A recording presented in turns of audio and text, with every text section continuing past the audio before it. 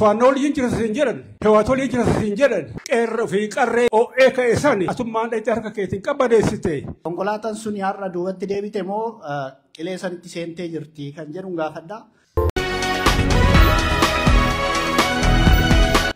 Innati amma critical analysis sanatti nutti himte waa'ee biyya keenya jiru dhibbatti dhugaadha. Diasporaan addana jiru hin beekna wanta biyya keessa ta'aa jiru. Haa ta'u malee akkamitti as geenyee isa jedhu sana of gaafanne malee calloo inni addana jiru nagaa barbaanne inni eessa iyyuu ga'uu hin dandeenye. Ingaa bojjette maaliif hin gaabbine?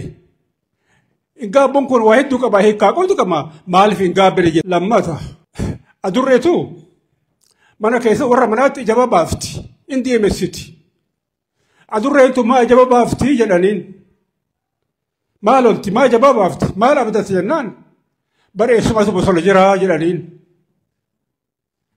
eessuma keessan eessumoota keessa kan dhugaa kanaa miti eessuman akka eessuman akka adurree san qabda yeroon keessa jiru yeroo kijibaati yeroo dharaati yeroo sharriiti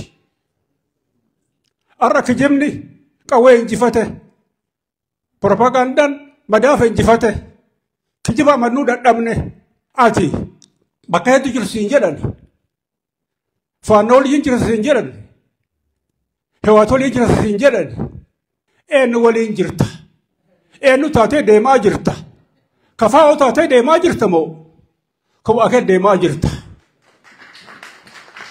qeerroo fi qarree yoo sana keessi oo eeka isani akkuma oo iftee kaaftee dhaabachiisaniin asummaan dhayitee harka keetiin qabbaneessite suni garaa si nyaatu jechuu barbaade fayyaa naa ta'e. Yeroo tokko konkolaataan biyyi tun ittiin deemaa jirtu qarqararra geessee jirti lukni lama seenee lukni lama duubatti deebi'ee jira jedhee sirriitti ibsee ture. Konkolaataan sun har'a duubatti deebite moo qilee sanitti seentee jirti kan jedhu gaafadha. Jaarsi ebbaan kallachaa ka dubbate ebbaan kallachaan dulloom numa dulloomsa gaafii fi walolooni waan gaarii kaafte ebbaa kallachaa you know qabsoon tun zaba mangistuu nu isaan irraa kaatee kanaaf interes godha akkaataan itti gaafiin ka'u adda haa ta'u malee dargaggoonni biyya sanii bara sanirraa kaasanii walqixxummaan dimokiraasiin akka dhufuuf aarsaan kafalme guddaadha.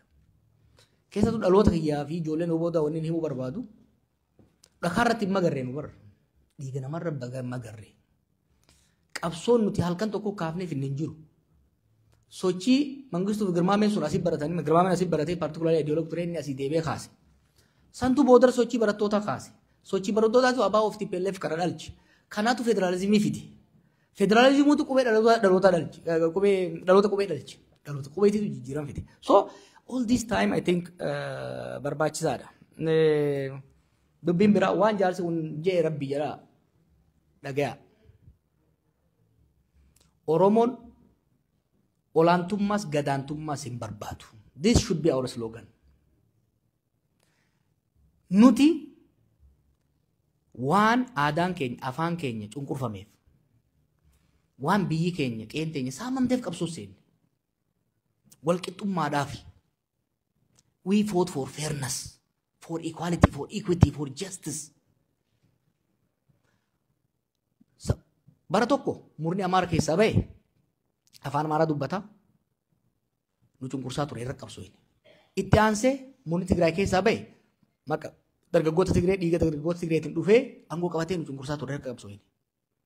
Har'a immoo ka dhiiga keenyaan ol bahe nullee cunqurseet ormallee cunqursa. That's why we must say not in my name. You dehumanize people. Namummaa irraa mulqita dura. Namummaa irraa mulqitee gaafa faannoo ta'e seexana ta'a. Gaafa shanee ta'e seexana ta'a. Gaafa juuntaa ta'e seexana ta'a.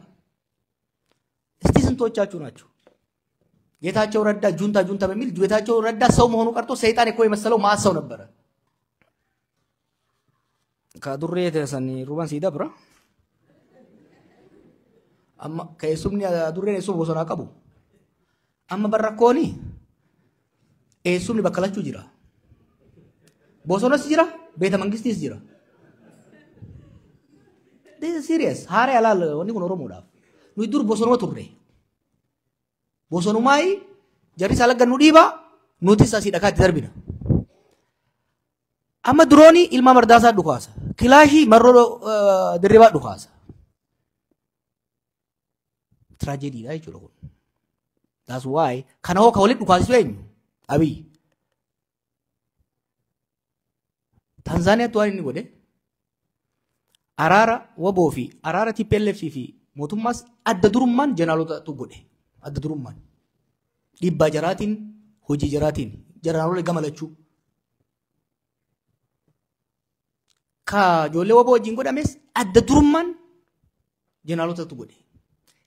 Duubarra ka diige immoo Abiy. Inni fi lolu takkaas loleen beeku. Ilmoo namaa ibiddan naqee fichisiisaa jechuudha.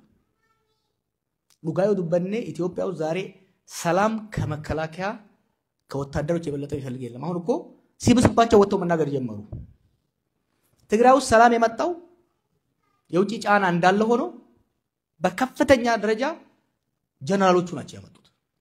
የትግራይ ጀነራሎችና የኢትዮጵያ መከላከያ ጀነራሎች ናቸው። እነሱ ኖ ማለታቸው ነው ነገሮችን ያመጣው። ማን ነው መጀመሪያ ሲሸልስ ሄደው? because closely ስለማውቀው ነው። ዛሬ ጦርነትን የማያቅ ብቻ ነው ጦርነትን የማይፈጀው ብቻ ነው ጦርነት ኢትዮጵያ ውስጥ ፈልገው። ስለዚህ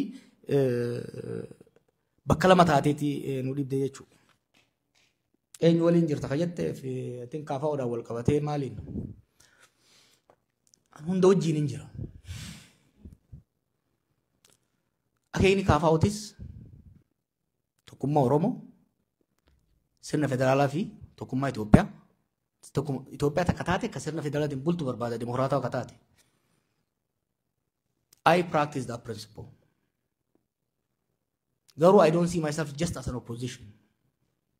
As an intellectual, as an influential person,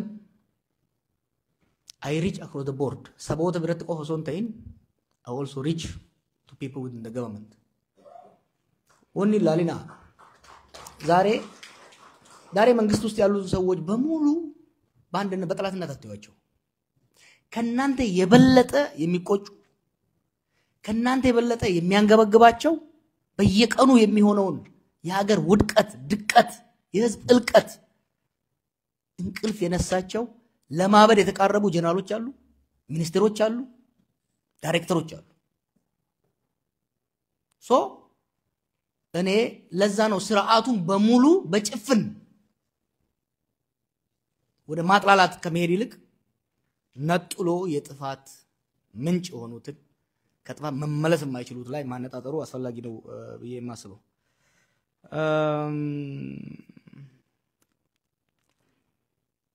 ነምቺ ሲጄ ሰጋፈጀ ማል ጀተ አነ ቆፋኒ ቤክ ነው ሙንዳ ለከስጃ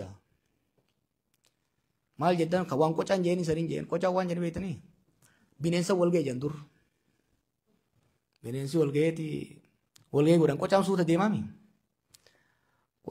qocaan yeroo hunda nutti orraasisaa maal haa goonu jennaan ni jeefna jedhanii walii galan illeetti nakkaataariidha kaatee dhayite timte itti himnaan qocaa sitti murteessan jeen eenyu faa keessa jira leenci jira qeerransi jira waraaboo jira hunda timte rabbi keessa jira jeen injiru jennan egaa rabbi injiraatin keessa injiraatin dhiisi jeeni rabbiin dhakaasan kennee fi gaafa jarra jeesuu dhufu inni keessa dhokate jechuudha.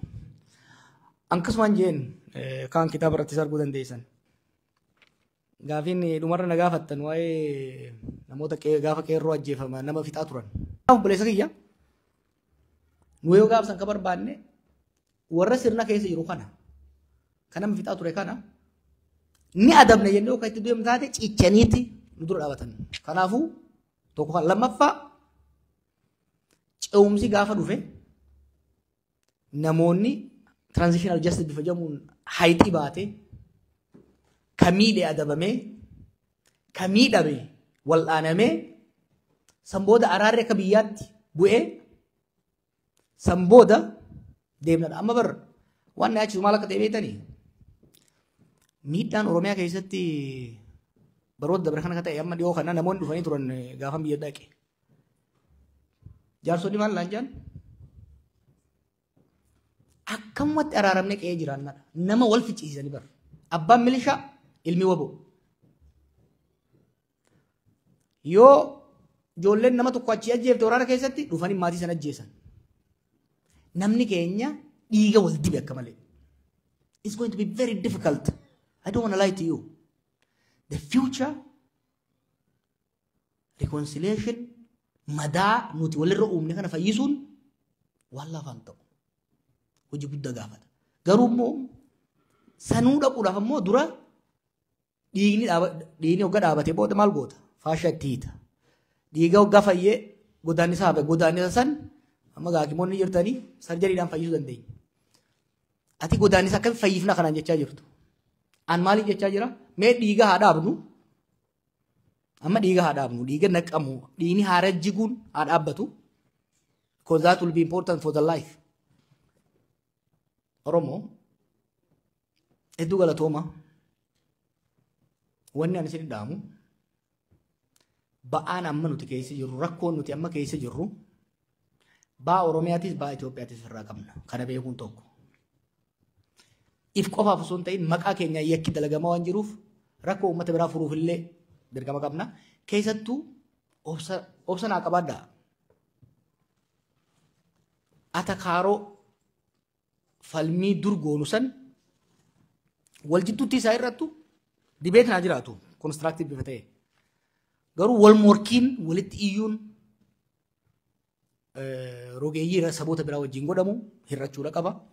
Wal jidduutti walii obsuu, wal danda'uu, community keessan cimsuu, charchi keessan cimsuu, masgida keessan cimsuu, dalagachuu, wal gargaaruun cimuudha qaba. Challenge nu fuuldura jiru guddaa.